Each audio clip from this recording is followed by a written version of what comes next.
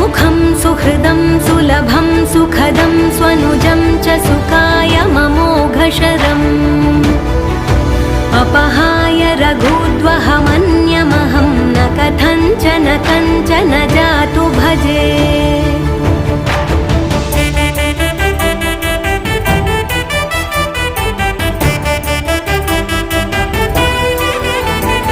विना वेङ्कटेशं ननाथो ननाथः सदा वेङ्कटेशं स्मरामि स्मरामि। हरे वेङ्कटेश प्रसीद प्रसीद प्रियं वेङ्कटेश प्रयच्छ प्रयच्छ।